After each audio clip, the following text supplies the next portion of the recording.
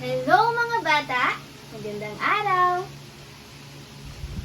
Ako po muli si Teacher Jenica at narito ako para magbahagi sa inyo ng panibagong kwento.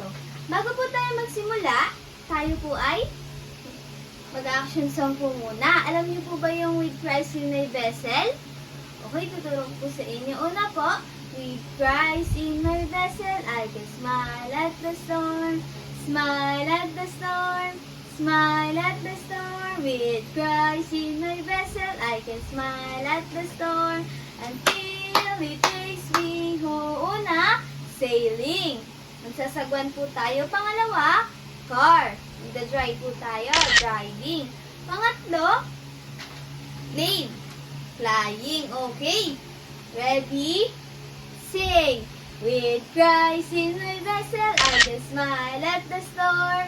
Smile at the storm, smile at the storm. With Christ in my vessel, I can smile at the storm until it takes me home. Sailing, sailing, I'm sailing home.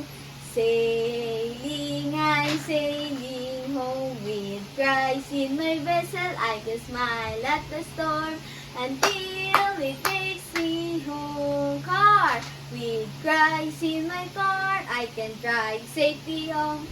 Drive safely home. Drive safely home. With Christ in my car, I can drive safely home until it takes me home. Plane. With Christ in my plane, I can fly safely home. Fly safely home.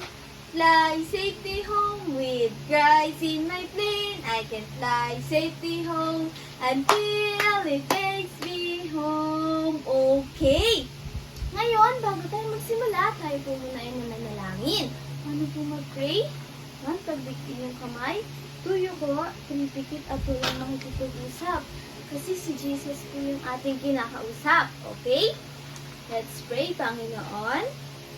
Salamat po sa araw na ito na makakapakinig at matututo ng bagong kwento. Gabayan niyo po kami ngayong araw. In Jesus' name, Amen. Okay, alam kong handa na kayo. Ready na po ba kayo makinig sa aking kwento? Sang malakas na uyas nga? Oh, yes! Okay, ready na sila. Ngayon, ang title po ng ating kwento is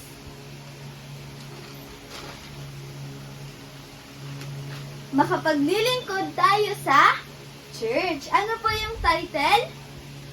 Makapaglilingkod tayo sa church. Very good.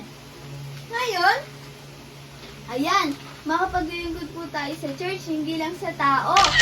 Pati din sa Panginoon, makakapaglilingkod din po tayo. Siyempre, pati sa church. Ngayon, noong unang panahon po, nabuhay si Samuel.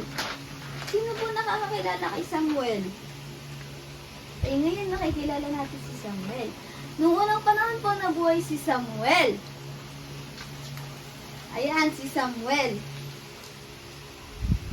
Kasama po niya yung kanyang nanay. Isang araw, pumunta po sila sa bahay ni Jesus. Saan po sila pumunta?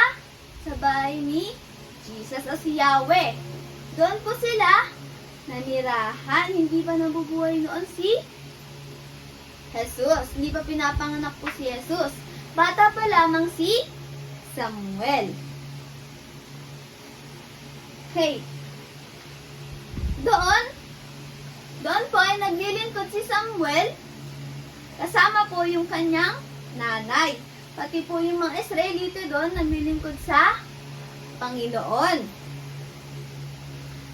Sa pangangasiwa po ni Eli. Sino po yung nangangasiwa kay Samuel? Si Eli. Si Eli ay matanda na rin po at halos di na siya makakita. Di ba pag matanda na, minsan may nanay pandinig, tas di na masyadong makakita o malabo na yung mata. Hey, isang gabi, habang natutulog si Samuel, may narinig siyang isang tinig. Samuel, Samuel. Agad siyang bumangon at pumunta kay Eli. Bakit po? Tinatawag niyo po ako? Tanong ni Samuel. Sabi ni Eli, anak, hindi kita tinatawag. Matulog ka na uli. At sa ikalawang pagkakataon, tinawag ulit siya ng Panginoon, Samuel, Samuel. Bumangon ulit si Samuel. At pumunta kay Eli. Bakit po tinatawag niyo po ako? Sabi ni Eli, anak, hindi kita tinatawag. Bumalik ka na at matulog muli. At sa ikatlong pagkakataon, tinawag ulit ng Panginoon si Samuel. Samuel, Samuel.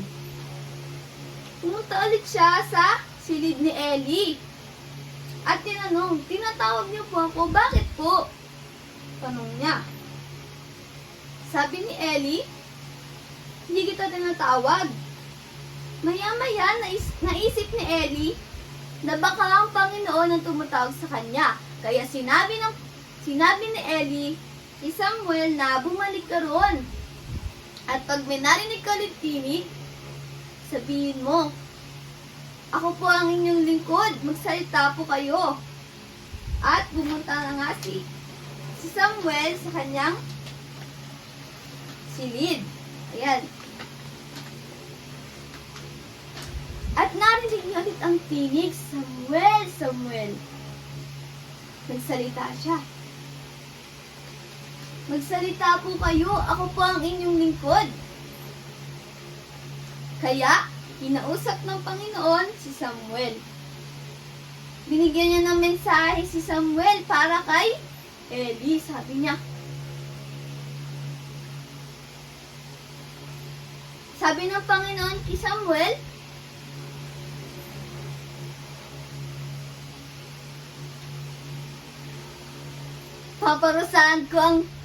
sabi ng Panginoon kay Samuel, paparusahan ko ang pamilya ni Eli. Dahil sa ginawa ng kanyang mga anak, nilapastanganan ako ng kanyang mga anak. At siya ay aking parurusahan. Kahit alam niyang mali, hindi niya sinaway ang kanyang mga anak. Kinaumagahan, tinanong ni Eli, ano yung sinabi sa inyo ng Panginoon? At sinabi na nga ni Samuel ang katotohanan. Sinabi ni Eli, siyang Diyos, siyang masusunod. Gawin niya kung ano ang kanyang gagawin. Okay. Ayun. Sabi na si Eli.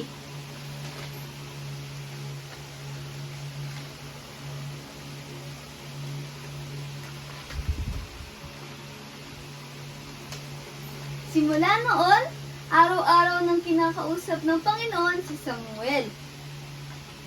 At siya din ang naglilid sa buong Israel. At siya ang tunay na lingkod ng Panginoon. Okay, di ba? Din sinasabi na kahit bata ka o matanda, hindi yun yung dahilan upang hindi ka bigyan ng Panginoon ng responsibilidad. Di ba siya yung nag-lead sa Israel? Di ba? Siya yung inutusan ng Panginoon. Siya yung tunay na propeta ng Diyos. Kaya kahit bata siya, ginawa siyang leader ng Panginoon. Siyempre, naglilingkod din siya sa church. Okay, pag tayo, hindi tayo naniniwala, hindi tayo naglilingkod sa church, hindi rin tayo naglilingkod sa Panginoon, kasalanan yun, di ba? Nagbigay nga po kayo ng uri ng kasalanan. Pagmumura, pagsisinungaling, pagdadabog, okay? At lahat yun ay uri ng kasalanan. Saan napupunta yung taong makasalanan? Sa impyerno. Anong meron sa impyerno? Uod at apoy na hindi na mamamatay. Once na mapunta tayo doon, hindi na tayo makakalabas. Kahit tawagin pa natin yung Panginoon, hindi na tayo makakaalis. Ayan. Kaya ang tanging makakapagligtas sa atin ay ang Diyos. Kaya ang tanging makakapagligtas sa atin ay ang Diyos. Kailangan natin siyang tanggapin sa ating puso bilang Diyos at sarili nating tagapagligtas. Diba? Binigay niya yung kanyang bugtong na anak, tapos binigyan niya tayo ng libreng regalo. Sino gusto tanggapin yon? Okay? Sige po, let's pray. Ano ulit mag-pray? 1. Pagdikti ng kamay. 2. Yuko. 3. Pikit at walang makikipag-usap sa katabi. Let's pray.